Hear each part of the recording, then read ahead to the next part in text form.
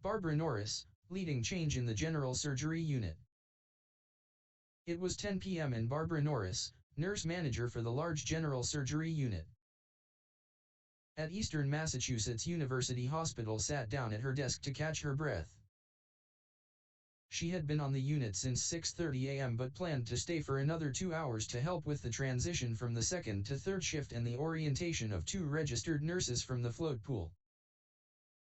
It had been 1 month since she had assumed the nurse manager role for the troubled unit. During this time she felt, as she did this evening, tired and overwhelmed. As nurse manager she was responsible for managing the staff, scheduling and budget for the unit. Her 33-person staff included 25 RNs and 8 patient care assistants.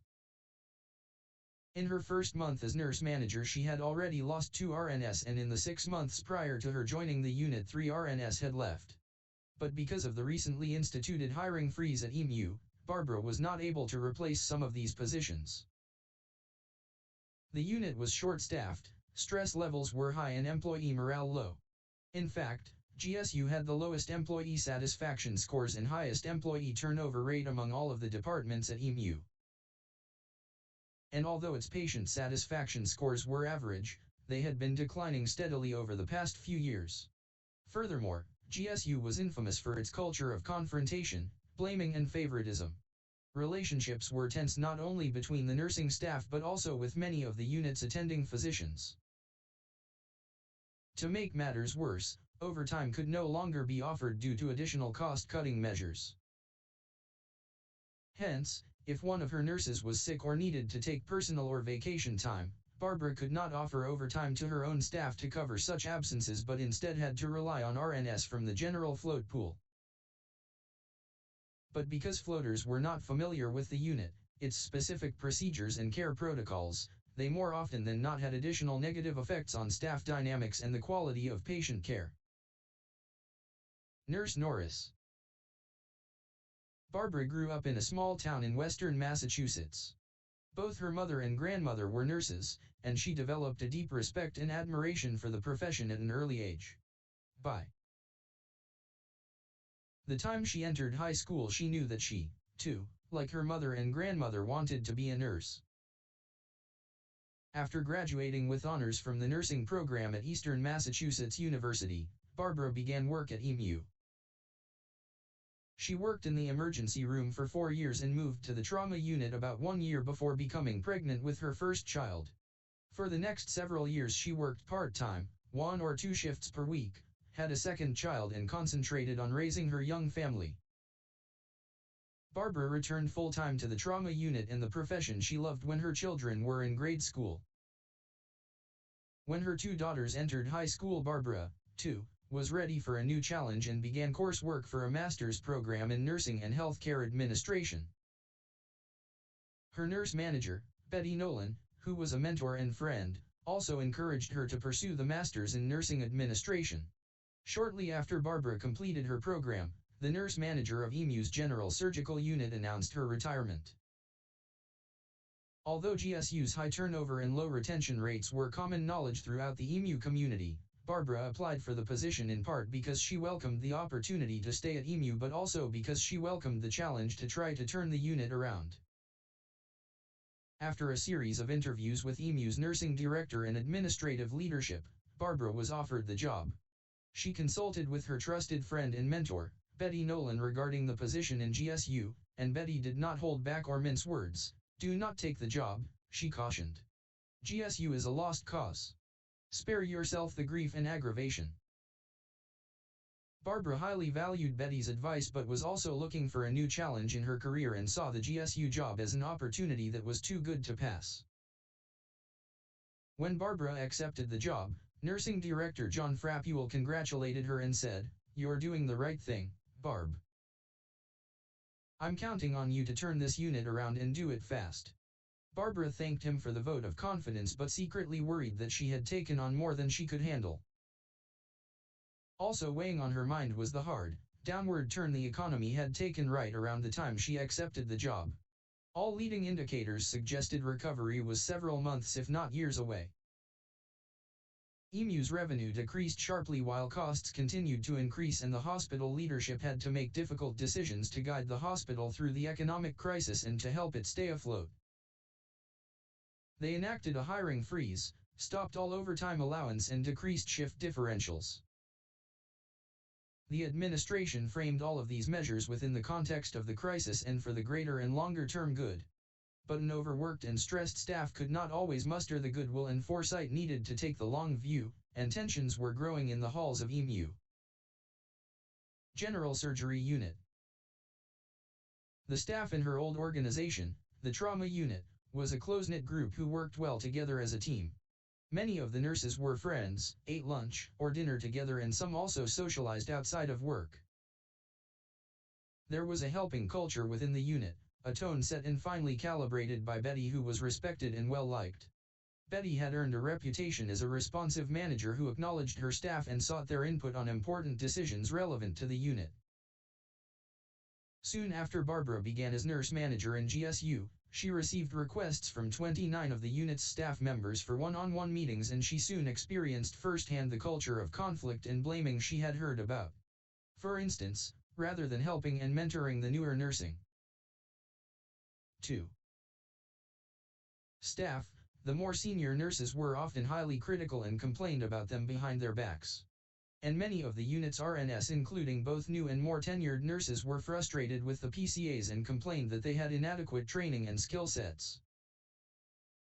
And Barbara also discovered that her predecessor had not kept complete and accurate records of the staff's annual performance reviews.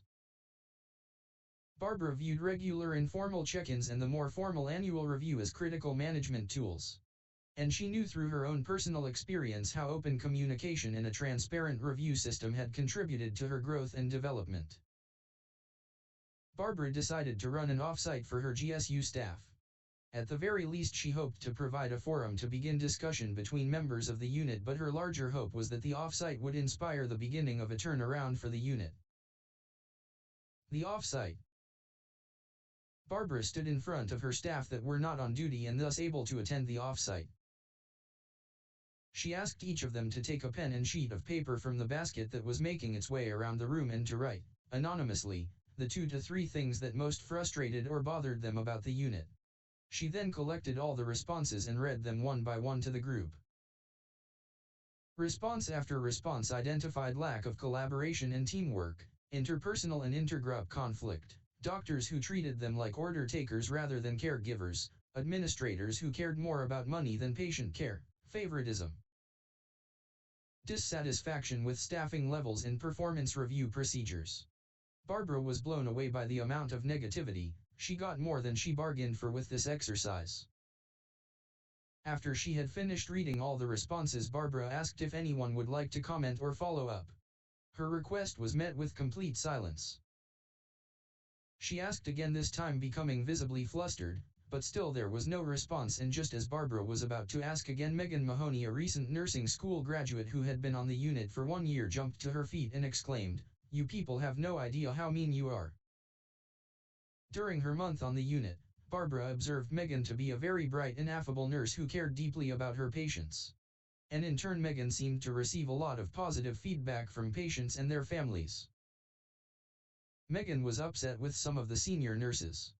"I want to feel like I belong and am a member of the team, but I often get indirect negative messages and feedback from you. You make me feel like I am doing everything wrong but won't address me directly or in a straightforward manner."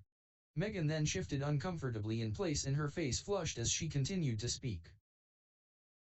"One night a few weeks ago, I overheard 2 of you talking about me at the desk." She paused and drew a deep breath. "You said you were tired of me and all of my questions and called me a pest." Megan's face fell with this last sentence, her eyes fixed on the floor. Just then Jennifer Goodwin stood up. Jennifer had worked on the unit for 10 years. Barbara had noted Jennifer's strong skill set, especially with new technologies, and her wonderful bedside manner. Also, she was one of the few nurses who seemed to go out of her way to help others on the unit. Jennifer said, "I want feedback. It helps me to be a better nurse and to be a better co-worker, but the review process here is a mystery. As is the annual salary increase. I've heard that we all receive the same increase regardless of our performance. Is this true? If it is, I don't think this is fair. 3. Jennifer also spoke about how she went above and beyond regarding continuing education requirements and made it a point to bring herself up to speed on all new technologies, although this often meant spending hours of her own time in classes and seminars. I do this because I want to, she said, but I have to admit there's a part of me that is bothered that I do not receive any type of acknowledgement, whether it be verbal or compensatory, for my efforts. Just as Jennifer sat down, Louise Scribner moved to the center of the room. Louise had been with EMU for 30 years and worked in GSU for 23 of those 30 years. Barbara knew Louise delivered very good care to patients but noted she was resistant to change, quick to complain, and could come across as abrasive to her coworkers.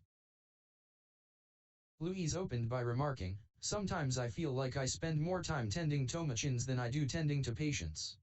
She then complained about the support asked for by the younger nurses and PCAs.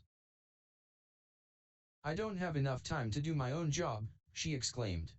"Every day I have to make difficult decisions about what I cannot do for patients.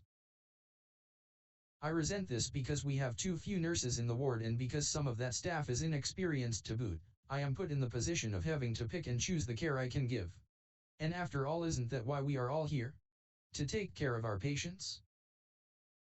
Barbara had planned for this session to last for 1 hour, but they were now passing the 1.5 hour mark. She was trying to find a way to close the session using some kind of positive takeaway. After Louise finished speaking, Barbara stood up and said, "Okay, we have a good overview of our problems, but can anyone offer any solutions?" Once again, there was an uncomfortable silence. In the room, Barbara recalled how Betty involved the nurses in the trauma unit in decisions regarding staffing to great effect. Barbara said, "I do," and smiled. "What if," she started, "when I'm going to decide on staffing for anything, I involve you?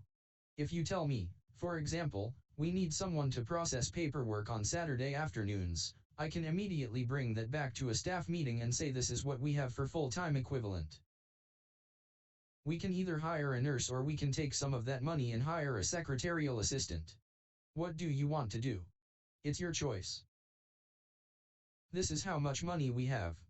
We can take a little bit of the nursing FTE and we can hire a secretarial assistant, but we're going to lose a little nursing time, but this is what we have to work with. And you can help me make the decision. I can do the same thing if we have to cut resources." At the end of the day, Barbara sat alone in the retreat center. Everyone else had departed, but she was using these last few moments to reflect on the day's events. As she worked through the conversations and revelations, she began to make a list of items that most frustrated or demotivated her staff. 1. Our culture does not value collaboration and teamwork. 2. In GSU you cannot count on others to help you. 3. Our work isn't acknowledged and our contribution often does not feel valued. 4. Our job is becoming more administration-centered rather than patient-centered. 5. We do not have enough opportunity to learn and grow. 6. Our performance review system is a mystery and does not seem to actually reward good performers. 7. Many assignments are given based on relationships and favoritism. 8. We have little input on matters that affect us greatly.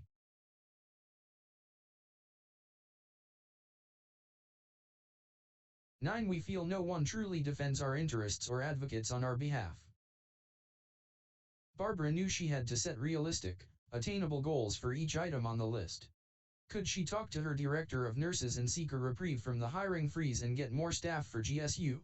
Would regular unit meetings build community and a healthier culture on the unit?